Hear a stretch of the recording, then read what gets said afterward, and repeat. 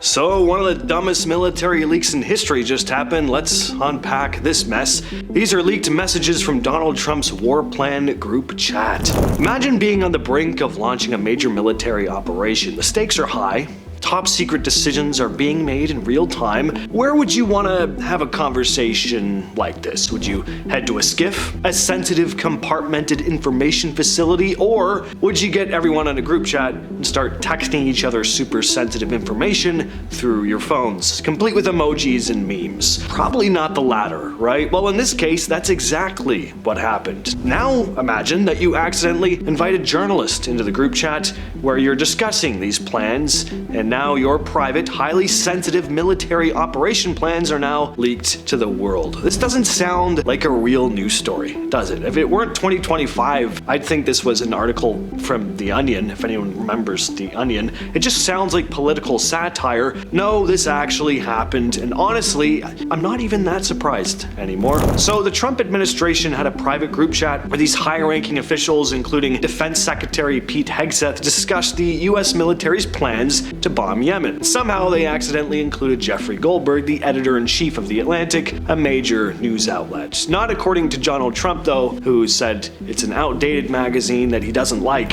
Anyway, what followed has to be one of the most embarrassing leaks in US history. It wasn't thanks to hackers or spies or whistleblowers. It's just because someone goofed up in the group chat and accidentally invited someone who wasn't supposed to be there. This is the kind of mess up you'd see in like a Disney sitcom. Wasn't there like a Lizzie McGuire episode like this? She like sends an email to everyone in school accidentally. I just didn't think that this actually happened. It's pretty insane because the messages revealed aren't just classified information about military strikes, but also how these officials are just casually discussing all this stuff. Just showing this very flippant disregard. And again, I'm not really all that surprised by that, but just seeing it, it's pretty nuts. One of them even casually asked, can we make Europe pay for this? More on the details of what was said in a bit. I'm just giving some context here. It's a very comical situation, really, because, you know, leaks usually happen when someone intentionally exposes classified information, either because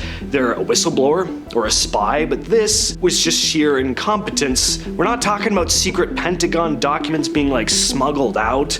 We're talking, again, about a group chat. And imagine a bunch of high-ranking officials chatting like it's a fantasy football league while making decisions that could literally start a war. And then, by some fat-fingered mistake, they loop in a journalist, and then this dude is just sitting there watching in real time as these discussions are being had about bombing a country. He thought it was a joke at first, some kind of AI joke, I think he said. Once he realized what was actually happening, though, he did what any journalist would do. He wrote about it. So on March 11th, Jeffrey Goldberg gets a connection request on the Signal app from a user calling themselves Michael Waltz. Waltz, of course, being an advisor to Donald Trump. Goldberg didn't think it's the real Michael Waltz, but he accepts anyway, and that's when he sees all these messages being shared in this group. He's watching as everyone's talking about this potential military action. You know, there's conversations being had about working out all the logistics. Should we or should we not do it? The occasional emoji, very standard stuff. Goldberg still isn't sure if this is actually real, though. I mean, it just seems so ridiculous. But then March 15th hits.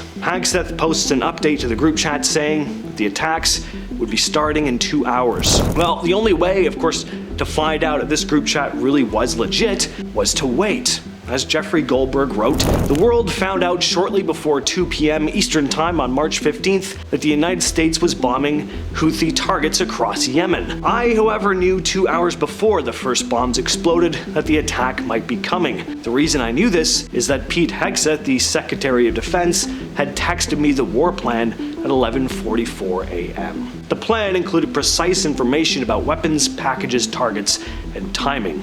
Finished? Now let's get into some detail about the Signal app. Find out why exactly these high-ranking officials figured that this would be a secure place to have a conversation like this. Well, Signal is supposedly the gold standard of secure messaging. If you've ever heard of Edward Snowden or seen movies where spies talk in code, you've probably heard of Signal. It's the app that keeps everything locked down with end-to-end encryption, meaning no one, not even Signal itself, can read your messages. It's popular with journalists, activists, scientists and anyone who's got secrets to keep, because, well, if you want to send a message without worrying about someone intercepting it, Signal is probably your best bet. But just because your messages are encrypted doesn't mean everything's foolproof. While your messages are safe, metadata like phone numbers and timestamps can still be tracked. So while someone might not be able to read your spicy secrets, they could still figure out who you're talking to and when. So the idea was that they were using Signal to keep their chats on the down low,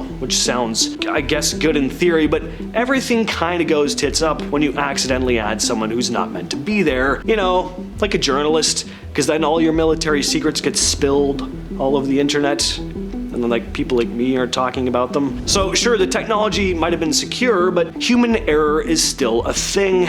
And had they had this conversation in person, you know, in a secure location, a mistake like this wouldn't have happened, which is why you're not really supposed to have conversations like this over your phone. All right, on to the chat. Now, a lot was said. I can't go through all of it, but some of this stuff is just, wow. There's one thing the chat made painfully clear. It's that these officials really dislike Europe. JD Vance called European countries freeloaders. Pete Hegseth agreed, saying, quote, VP, I fully share your loathing of European freeloading. It's pathetic. Pathetic in all caps, of course. The general vibe was that the US was doing all the heavy lifting. Here's the kind of funny part though. Just a few lines later, they acknowledge that America is the only country that can actually carry out this kind of strike. So if the US is the only one capable of doing it, then who's freeloading? The logic is all over the place. Now, at one point, Hegseth argues that delaying the strike would make the administration look weak. We can't look indecisive on this, he texted, like I can't believe I'm saying he texted it. Anyway, the irony is, thanks to this leak, they now look worse than weak. They look completely incompetent. Instead of being perceived as decisive and strong,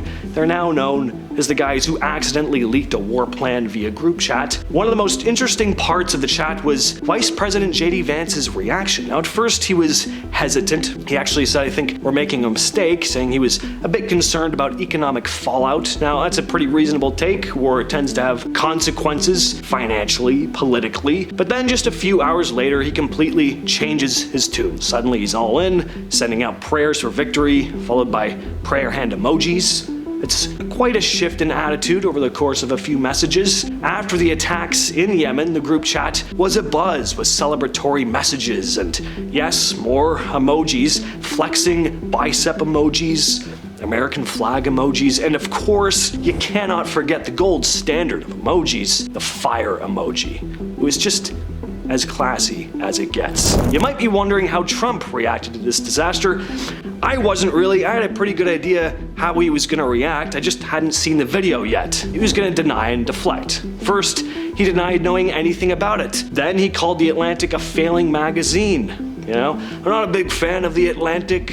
It's a failing magazine. It's going out of business. I don't think much about that magazine. He focused a lot on the magazine aspect of the conversation and didn't go on to say really anything about the situation other than I don't know anything about it, which is not true, but probably the most quintessentially Donald Trump answer he could have come out with. Finally, he shared a meme from Elon Musk suggesting that the leak was actually some kind of genius strategy. I mean, you know, that's what the leader of the free world is supposed to do in situations like this, though. Just meme your way through it.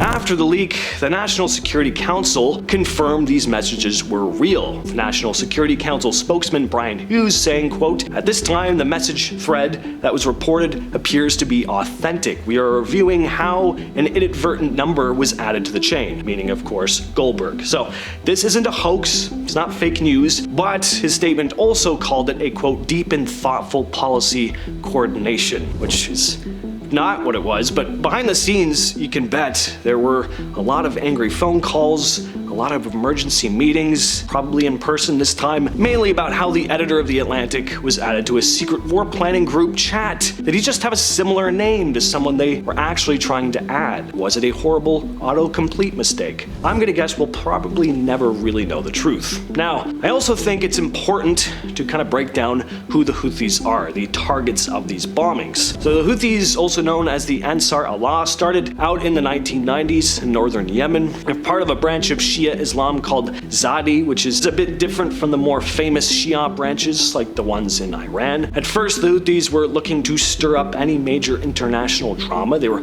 mostly upset about being sidelined by the Yemeni government. Their community felt ignored and oppressed, and they weren't having it anymore. Fast forward to 2004, and the Houthis are fully on the offensive. They clash with the Yemeni government, and from there, things get messy. But it wasn't until 2014 they made their big move. They seized the capital and pushed President Hadi to flee. At that point, things really started spiraling into full-scale chaos, and that's when the Saudi-led coalition and Iran got involved, turning the whole thing into a proxy war. Houthis, meanwhile, have been labeled as being backed by Iran, though they've always said they don't need outside help and are only accepting support because they feel abandoned by the West and the other Arab states. It's a brutal situation for the civilians caught in the middle, but I'm not really here to get into the weeds about this part of it. Again, just giving you some context. The point is, for a chat about launching missiles, bombs, this conversation was just way too relaxed.